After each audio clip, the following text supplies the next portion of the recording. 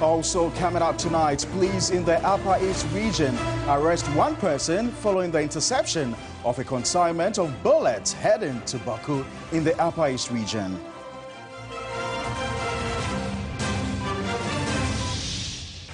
In business this evening, Jubilee oil field production declines marginally due to challenges with some wells.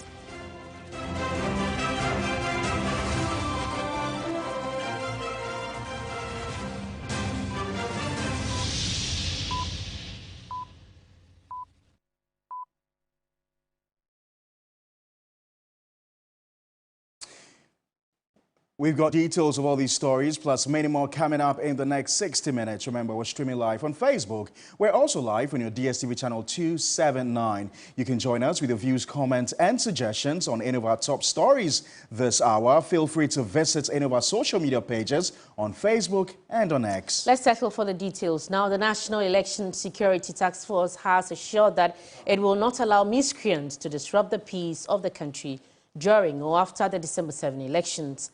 At a stakeholder meeting with labor unions on Thursday, a security plan was outlined, including comprehensive deployment details for all identified flashpoints.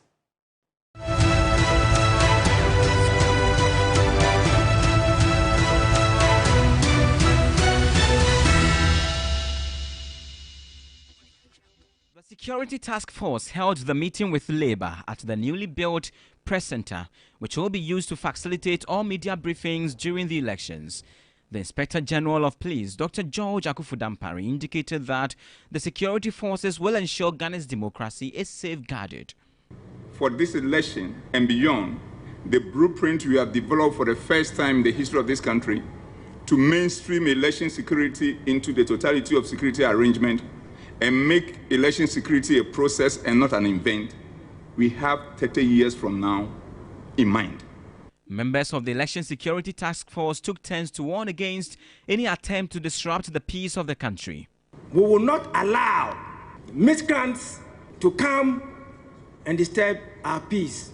They dare cause mayhem, we shall deal with them. We are doing our best, and specifically in prisons, I don't have enough rooms for more clients, so I prefer everybody being law-abiding during the elections. The business community is aligned that violence is never an option. Looking at the international inflows that the country receives from oil to other essential commodities, they want peace to reign after the elections so that businesses will continue to thrive. We asked a number of questions regarding the era of high-tech and the use of AI and the use of fake and deepfake related news that could trigger violence and trigger circumstances that could call the security to service. And therefore, once they are prepared on all this space, we believe they will leave a footprint that will make Ghana proud. When there's an issue here, it's the business community who will be affected most. Our properties are immobile. We cannot move with them. The Electoral Commission has warned against any forms of misinformation and disinformation, warning individuals not to interfere with any of the processes during the elections. Your responsibility is to go and cast one ballot. You don't have to stop anybody from voting. It happens at times that even between spouses, somebody will be threatened that I belong to party A. If you're my wife or husband, you belong to party B. If you don't change, there will be divorce. Ghana's democracy will once again be tested after the country dropped in the Global Peace Index and lost its position as the second most peaceful country in Africa. Christian Yali, TV3 News, Police Headquarters, Accra. Now, a former special representative of the United Nations Secretary General for West Africa, Dr. Mohamed Ibn Chambers, is cautioning against complacency ahead of Ghana's December 7 elections. Now, speaking after the signing of a peace pact, he emphasized that the mere act of signing the pact was not enough to guarantee peace, urging all stakeholders to remain vigilant and proactive in upholding their commitments. After weeks of heated debates and skepticism from the National Democratic Congress, the party finally joined hands with the New Patriotic Party and other contenders to reaffirm their commitment to peace, signing the much-anticipated Peace Pact ahead of the December 7 elections. The ceremony was nothing short of symbolic, as NDC flag-bearer John Dramani Mahama and MPP's Dr. Bawumia put pen to paper.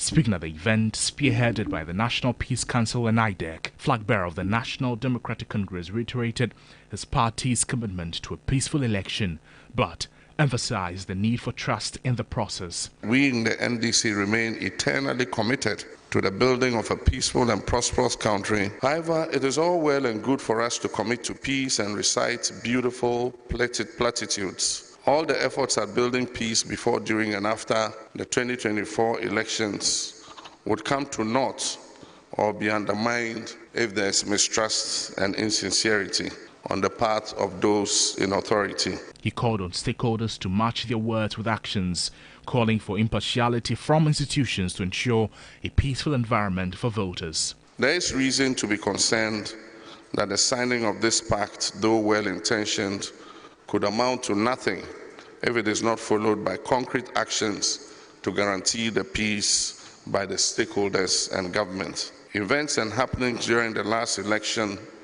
and during the Awaso West Wuogon by-election create considerable doubts about the genuineness of some of the commitments that we might make today.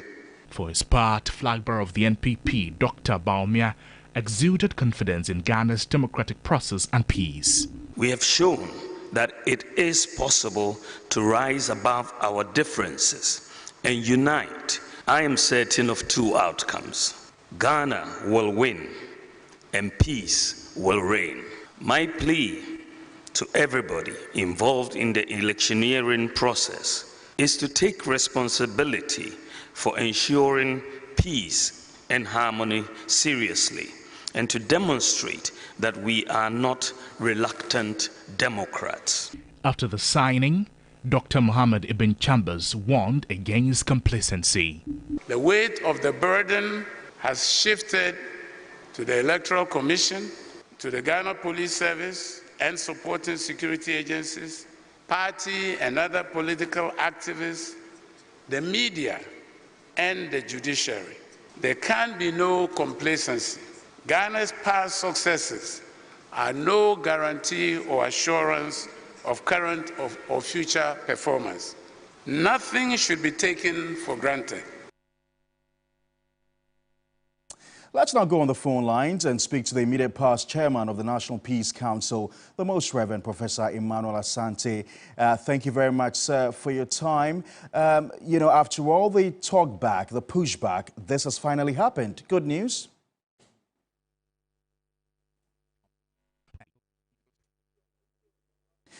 Hello, Prof. Hello, Prof. Can you hear me? Yes, I can hear you. Great. Thanks very much for joining us here on News360. I just first of all want to take your thoughts on today's ceremony and the significance of it ahead of the elections. Okay.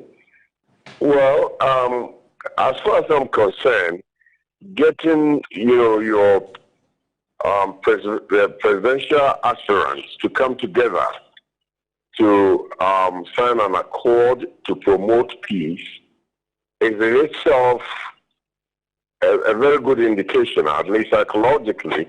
It speaks to the masses, their followers, that we need to work towards peace. But as all of them do agree, and Chambers also mentioned, mere signing of peace accord doesn't bring peace. We must walk our talk. We must do what we need to do to ensure that the accord that we have signed, we do what is expected of us in ensuring peace, justice, and make sure that we do not promote hate speech. We speak to our followers to be mindful of the fact that we are seeking the mandate of the people to rule them, but we are not there to bully people. I mean, we must walk our talk. If we don't do that, then the signing of the accord is not going to bring us anything, even though psychologically it does speak to our people that if our leaders are talking about peace, we must also work, and seek for peace. I've got to say a big thank you to you, Professor, Most Reverend. Thank you very much for joining us here on News 360. Remind you, so watching News 360. This is our major news bulletin for the day. We're streaming live on Facebook, also live on your DSTV channel 279. Right, Pa. Now, a media coalition comprising the Ghana Journalists Association and the Ghana Independent Broadcasters Association have described the move by the Electoral Commission to restrict media access to election coverage as a threat to transparency, accountability, and credible reporting. At a press conference here in Accra, the coalition called on the EC to give unfettered access to the media. At a press conference to discuss recent developments on the media landscape, the coalition argued restricting media access to voting and collation centers would increase the risk of misinformation and disinformation, which could undermine the integrity of the elections. The coalition reviewed after raising concerns with the EC. The Commission agreed to engage with them further. The EC, according to the coalition, has requested a formal proposal from the GJ and GEBA on how to ensure unrestricted media access. The EC must give unfettered access to the media at all the levels of voting and collation of ballots. The parties agreed that GJ and GEBA should present a proposal to the EC on the way forward, which we are working on as we speak to you. We believe restricting access to the media will not be in the best interest of transparency, accountability, and access to information, which is always a major partnership essential for these elections. Additionally, the coalition criticized the Ghana Police Service for excluding them from a recent meeting with editors to discuss election security. Although members of the media coalition are the professional umbrella bodies of the media industry in Ghana, who represent the interests and concerns of media practitioners and media houses, we were surprisingly not invited to the said meeting. We are of course to believe that was deliberate rather than inadvertence, as the police tried to avoid our role, eagle eye and agility to protect and promote the interests of the media industry. While acknowledging the police's promise of regular election briefings, the coalition raised concerns about the centralization of police communication, arguing that it could lead to misinformation and limit journalists' ability to report accurately. The coalition called for a greater collaboration between the media, the EC and the police to ensure a credible and transparent electoral process. Away from that, police in the Upper East region have arrested one person and launched an investigation following the interception of a consignment of bullets heading to Boko. Security agencies on Thursday morning, following intelligence, intercepted the ballistics in a bus with registration number GW 6471-22 in Binduri. Our Upper East correspondent Castro Senyala continues to follow development in Boko and joins us on Zoom with some more details on the issue. Castro, good evening to you. Talk to us about the arrest. How were the police able to intercept the consignment of the arms? Right, Aisha, usually whenever Boko comes in the news, the police are very careful to pass statements because they don't want to exacerbate the situation there. But sources would usually provide information as and when we get in touch with them. And I understand that police picked information that the bus was transporting ballistics, that is bullets, pockets of bullets into Boko. And so the Joint Security Task Force quickly put themselves together and then rushed and blocked them on the way. Interestingly or fortunately, the interception was done at a checkpoint where the bus was stopped and then searched. And it came out that there were packets of bullets, live ammunition in there. It was quickly confiscated by the security agencies, and then the suspect who was in the bus was arrested and quickly transported back to Bogatanga, the regional police command, where we understand that he's currently being interrogated so that the police can get more leads to arrest persons, some other persons they believe may be behind the transportation of the ballistics. But Castro, we have some few days to the elections. Give us a picture about security generally in Boko ahead of the polls. Yes, there haven't really been any reports or recent reports of attacks, except that Boko continues to be tensed and the general atmosphere somehow is cool, except that residents are calling for increased. And when I say increased, I mean increased security patrols, especially in the epicenter of the conflict. They are particularly also calling for increased patrols from the Pumankongo to Boga to Boku highway, where most of the attacks are happening. Calls have also been heightened for security presence on the Boga-Tanga Walwale Tamale highway, which has also become a very dangerous highway in its periods of time. Also, residents are concerned that now that the election is coming in a few days' time, with a curfew in place, how will they vote? They are appealing to the government that government should put in all the necessary security measures so that on the election day they are able to vote and vote peacefully without any issues. Aisha, there are some polling stations that are in the epicenter where the whole conflict is happening,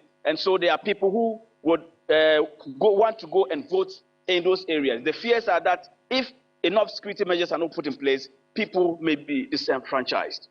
Right, Castro, we trust you to bring us more updates in subsequent bulletins. Castro Senyala is our man from the Upper East region. Let's now go to the Central region, and with just 9 days left for Ghanaians to go to the polls to elect new leaders that will steer the affairs of the nation, some residents of Cape Coast say the current economic status and the state of development in Cape Coast is what they would consider to decide who to vote for to be their MP or the next president of Ghana. Correspondent Thomas Khan has been engaging with some residents of the Central Regional Capital as he gauges the mood of the Central Region ahead of the December polls and joins us via Zoom. If you can hear me, Thomas, tell us generally how residents are preparing towards the December elections. What have they been telling you? Well, so the president here. Thomas, we are struggling to hear you. I think there's a little bit of a problem with your sound. But let's go back to the residents. Oh, right. We can hear you now, so you can continue. All right. So, Aisha, what I was saying is that the residents in Cape Coast, especially, that is the regional capital. They are saying that they are really ready for the December 7th election. And according to them, there are lots of factors that they will be considering to cast their ballot. And again, they are considering the economic status. They are also considering the development that has gone on so far within the period. That is what is going to influence them in making their choice. I've been speaking to some of them, and this is what they've been telling me.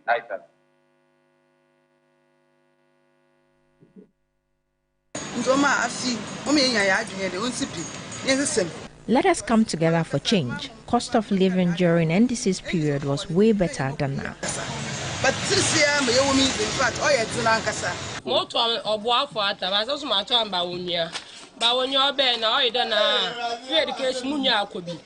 I will vote for Bawumia. He introduced free SHS, which my whole family experienced. I will vote for him. Thomas Khan joined us from the Central Regional Capital, Cape Coast, with some updates of activities with regards to the elections. In other news tonight, the former national chairman of the National Democratic Congress, Samuel Ofosu-Ampofo, has charged the people of the Guan constituency to express their anger on December 7 by voting 100% for the NDC. According to him, it was unfair for the people of Sancho Kofi, Akpafu and Lolobi, as well as Likpe, to be denied representation in Parliament, resulting in underdevelopment in those areas. Here's a report by my colleague Evelyn Tingma.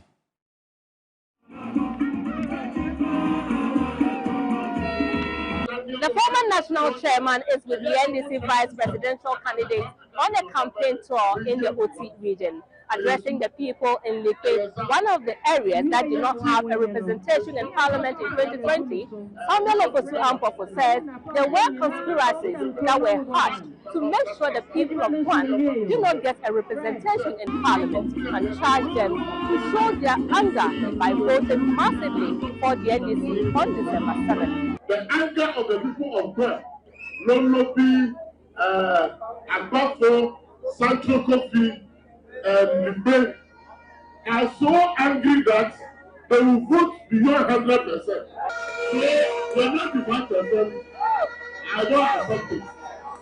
You will have to hit 100%. And if there is a possibility of going beyond 100, go beyond 100. To show that your anger, you will not fight, you will not insult, you will not do anything. But all your anger will be transferred through your tongue. And on that day, 7th December 2024, go there with all the anger in your heart and your hands and go and vote for John Dramani Mahama to become president of the Republic of Ghana. He noted the underdevelopment in the constituency and called for a communal spirit among the people. The government has denied you your representation and your development. Because if you have an MP for 4 years, the MP for every year will get the MP share of the common fund and use that common fund to supplement the district fund to develop the constituency. And I want to assure you, the chiefs and people, that John Dramani Mahama will find a way of compensating this constituency through the MP. And will not beyond Hawaii, and then we enter the constituency. I say, what is this segregation? What is this apartheid policy? Now, so you people, you don't deserve asphalt. You don't deserve asphalt. NDC is coming, and asphalt is coming your way. The NDC vice presidential candidate, Professor Nana Jane Opoku Ajiman, says she was surprised to see some persons in Guan still campaigning for their opponents after all the unfair treatment meted out to them in 2020. If I were driving up and I saw the flags of our opponents, I was particularly surprised because I thought, I thought I was coming to serve. Is he joining the party that denied you a vote? Is he coming from that party? It means he's been sympathetic to the party the last 4 years. What did he do? We are supposed to be practicing a democracy. And in a democracy, this kind of disenfranchisement, this kind of disrespect can happen. And now you want to come and tell us you want to join the people who cause our pain.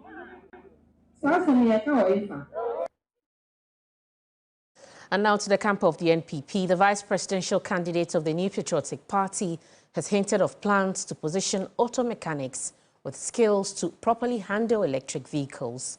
At an engagement with artisans at the Swami magazine to spell out government's plans for them, Dr. Matthew Poku-Prempeh said the decision is to ensure that they are not put out of business when the country finally switches to electric vehicles. Working to transition to electric vehicles by 2030 in its bid to promote green transportation. The country currently is said to have about 17,000 fleet of electric cars. Government on Wednesday, November 27, outdoored first batch of 100 fleet of electric buses as part of plans to enhance the public transport sector and reduce carbon emission. The eventual shift to electric vehicles will mean an upgrade of skills for auto mechanics across the country. The Ghana National Association of Garages expect government to provide members with a training center to acquire new skills when it comes to the managing of electric vehicles. Yes, training centers. From 2030, electric cars no urban enu hono na yanya training centers. Ni atimi a training your members. Ama se cars no eduru hono ma omotimi e de aye aduma. New cars na urban no ye wono ma bi ti se board gains, car battery, road wa yɛde soso adeɛ no wɔn mo ayɛ na yɛntimi nya no wɔ ha na yɛn nso yɛbɛtimi ayɛ. Vice presidential candidate of the New Patriotic Party at a meeting with the auto mechanics at Swami Magazine assured them of government support. There are 17,000 electric vehicles in Ghana. I just say there's a abandoned. It is a magazine for early genuine for and then I can hold the money. The same chili garage will be now. Say I go for quite a year, petrol car, not the gas cylinder out to me. In your hands, you'll be I can't let them a young woman now because of the journey. That is in a band. I you that we are Dr. Matthew Opoku Prempe is on his final lap of campaigning in the Ashanti region ahead of the December 7 elections. Elsewhere, President Nana Dankwa Akufo-Addo has urged former President John Mahama to accept the outcome of the upcoming December 7 general elections. Addressing the clergy and traditional authorities in Koforidua, President Akufo-Addo emphasized that Mahama's claims suggesting that a victory for the New Patriotic Party in the December polls would be the result of a rigged election are baseless. Rigging is not in our diary. It's not in our vocabulary. Parliament will kind the winner and take everything along. So whatever the results of the election, he will accept the results of the election. That is what we want to hear him say if he wants to contribute to the peace of the country. Not to make statements like this, because I know you look at it, you're just weaponizing the extreme elements in your party. The president also commissioned the redeveloped Jackson Park, funded through the Ghana Secondary Cities Support Program by the World Bank at 8 million cedis. Reminder, you're still watching News 360. We're going to go for a quick break. We'll return with some more stories.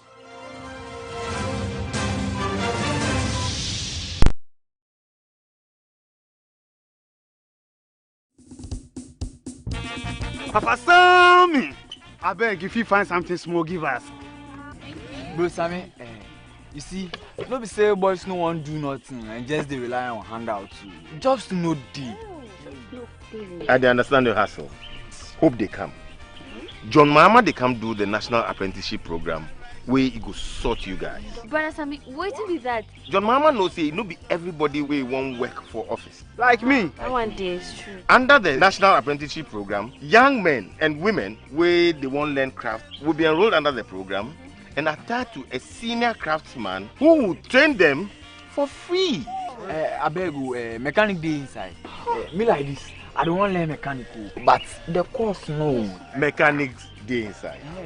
Organizing, dressmaking, fabric making, catering, hairdressing, tiling, painting. What they even sweet about this whole thing is say when you plead, the NDC government go make sure say they go give you certificate where you go fit take go look for job anywhere. That's sweet.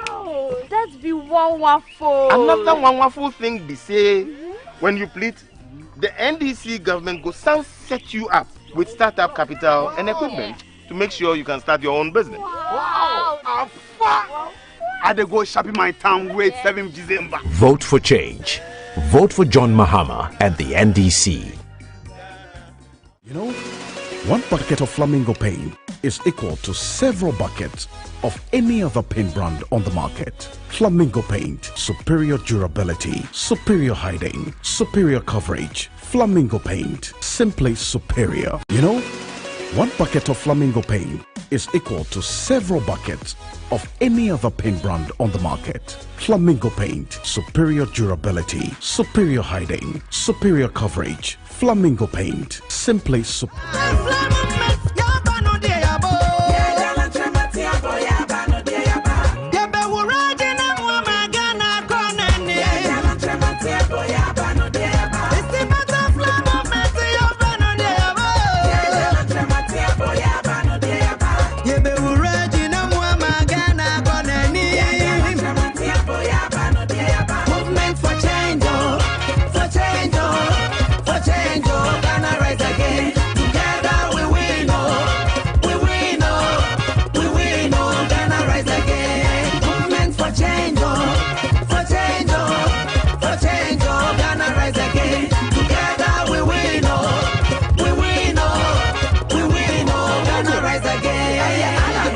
butterfly movement for change. Alan, butterfly movement for change. Hey, Alan, Alan, Alan, Alan, Alan, Alan, Alan, Alan. I love President Charcoal. Why? When there are so many other charcoal toothpaste. That's both charcoal and lemon. Oh, does it? Yes, look right here. Yes. Pepsodent Charcoal has two of nature's powerful whitening ingredients. With the power of activated charcoal and lemon essence, it removes stains and whitens teeth naturally. Convinced? Well, I am. Just look at your beautiful Pepsodent smiles. For naturally whiter teeth, Pepsodent Charcoal. In the beginning, life feels heavy. But then, hope arrives. Star 446 hash saves you in the Dewa Chop Money draw at 10 a.m. Congratulations! Give your dream a chance. Give better. Like life, Dewa 539 gives another chance for those who missed their morning Chop Money draw to get lucky in the daily Dewa Rush Hour draw at 1:30 p.m. Play every day.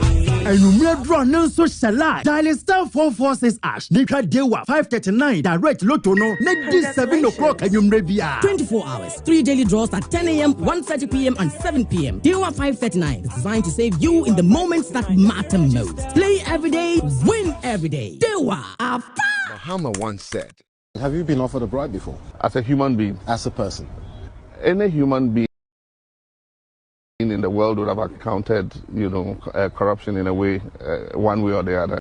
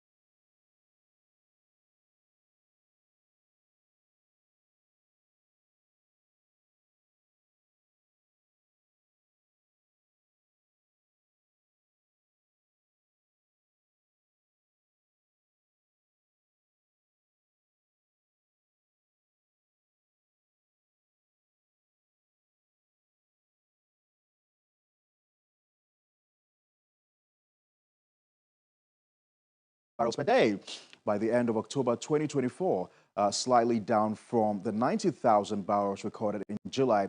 The Oil Exploration and Production Company attributed the decline to operational challenges on some wells within the Jubilee field.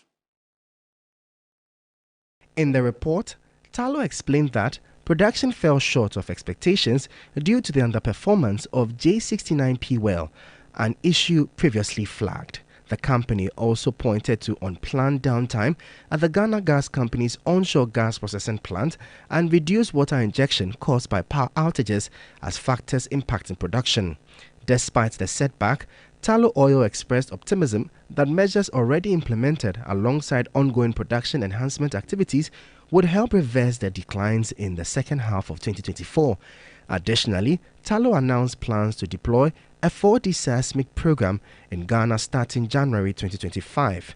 The initiative is expected to provide critical data for optimizing well locations and advancing future drilling programs. Tallow Oil also highlighted overdue payments from the government of Ghana amounting to $40 million for gas supplied from the Jubilee and 10 fields. The company noted that resolving this debt would significantly enhance its financial position by year-end. In a related development, Springfield Exploration and Production Limited and its partners, the GNPC and GNPC Exploco, have successfully tested the Afina 1X oil well, originally drilled in 2019 in Ghana's deep waters. According to the Chief Executive Officer, Kevin Autry, this success strengthens Ghana's growing reputation in the oil and gas industry. Springfield Exploration and Production Limited, alongside its partners GNPC and GNPC Exploco, has successfully tested the Afina 1X oil well, originally drilled in 2019 in Ghana's deep waters. The tests confirmed the presence of quality oil, producing up to 4,500 barrels per day. Gas reserves in the same area also showed strong potential. Springfield's Chief Executive Kevin Autry expressed excitement about the results, noting that further work could lead to even higher production. With the results of our appraisal program, which has further confirmed our understanding of our geological, geophysical, and reservoir models, and has demonstrated our operational capacity. Afina 1X is a vertical well. We are confident that a horizontal well or other well options that maximize reservoir exposure in the fields will deliver much higher production rates. This provides an incredible platform for reaffirming commercial development options for the Cenomanian and the Turanian reservoirs. This milestone makes Springfield the first Ghanaian company to successfully operate in a deep water project and discover hydrocarbons. The company says this success strengthens Ghana's growing reputation in the oil and gas industry. Now, imagine a home that anticipates your needs, simplifies your life, and ensures your safety. Samsung is leading the charge into a smarter tomorrow with its new SmartThings-powered smart home devices. The tech giant officially launched the new technology, promising to redefine modern living. The future of living just got a whole lot simple with Samsung SmartThings. The company is promising an unparalleled combination of convenience, security, and intelligence. At the launch, Managing Director of Samsung, Lucas Lee, shared what makes SmartThings a game changer in the smart home market. The meaning of the SmartThings in Samsung is not only the technology of the home appliance. So even though out of the home, you can connect mobile and you can control everything in your homes with the SmartThings. With the touch of a button or a simple voice command, SmartThings transforms your homes into a responsive, intelligent haven. But Samsung is going beyond just convenience. Product Marketing Manager for Consumer Electronics West Africa, Maxwella Agudeche, emphasized the steps Samsung has taken to ensure that SmartThings interface is user-friendly for all age groups. The SmartThings interface can be used by all ages. The goal was to make the home a connected home, so both parents and kids can use it together. So for instance, let's say the child has come back from school. The child is not so young but can stay home alone. As soon as the child enters the house, the parent is notified that the door has been opened. She also addressed growing concerns about data privacy and security, ensuring that users can enjoy the benefit of a connected home without compromising safety. With data privacy, we have Samsung Knox Security, which is one of the most secure platforms that we have. And this is built into all of our devices, from mobile phones to TVs, generally to protect the data of people. Yes, and once you activate the Knox Security, there is no way that your data can be leaked in any way. From ease of use to advanced security, Samsung SmartThings is setting a new standard for connected living, making them more energy efficient and environmentally friendly. Unilever Ghana PLC, Ghana's leading manufacturer of household consumable products, has reintroduced its iconic Lifebuoy Carbolic soap to the market. Now, the relaunch, which took place on November 22nd at the Medina Market, was celebrated with vibrant festivities that captured the excitement of employees and the local community. The relaunch event at Medina Market brought together Unilever employees from all levels, including the managing director and factory line workers who joined the market community in celebrating the return of Lifebuoy Carbolic soap. Marketing manager for Skin Cleanse, Frederick Asari, said the beloved hygiene soap Lifebuoy Carbolic is back on the market with its superior efficacy, enhanced and consistent hardness and affordability. We are here in Medina Market. Unilever employees are here. The wait is over. Today, we're in the Medina Market to paint the market red. The Carbolic soap, popularly known as Guardian soap, with its signature bright red color and distinctive fragrance, has been a trusted household essential for over 5 decades, protecting families from germs that cause skin infections and diseases. Came here today purposely to let the market also understand that we are here. Their trusted Lifebuoy brand is here to celebrate with them.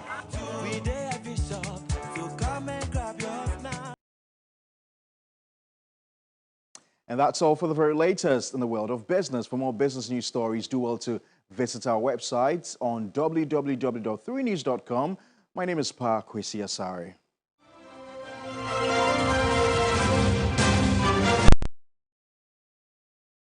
Hey, Cha, once again you are welcome. Hey, how is my nephew? By God's grace, he's well. He's the reason why I came here today. Opa, thank you for sending us money the last time. It was very useful. As I sent it to your nephew in school to be buying food small. You already know the feeding challenges with free SHS these days. He's already home for vacation, and I need some help to enroll him in private classes. But he just left for school a few weeks ago. I mean, as for this your traffic light system, I don't understand. And we have to cough money for extra classes in this economy. Look, it's unfortunate the way we are playing with the future of these children. Yes. This free senior high school program needs to be improved. And that is where John Mahama comes in. They say he's coming to cancel the free SHS when he comes home. How can the person who started the progressively free SHS program cancel it? Rather, he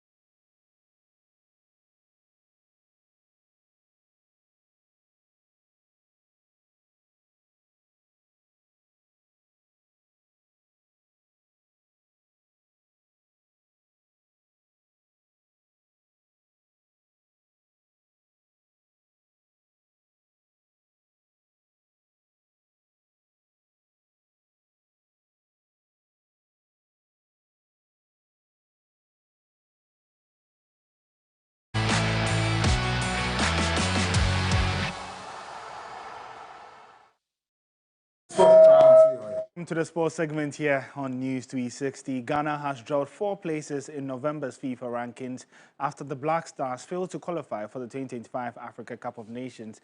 Ghana was previously ranked 73rd globally in October and 14th in Africa. However, after a poor showing at the qualifiers, where the Black Stars failed to reach Morocco 2025, they've now fallen behind in the rankings. Just a summary of what the rankings have been like for the Black Stars in the year 2024. Since July, the team has just been dropping and now are ranked 77th in the world. Well, that's how we wrap up the sports segment here on News 360. My name is Oreku Ampofo. Thanks, Oreku, for the very latest in the world of sports. Thanks for joining us here on News 360. For more news, log on to our website. It's www.3news.com. My name is Pa Kwesi Asare. And I'm Aisha Yakubu Halid. Good evening.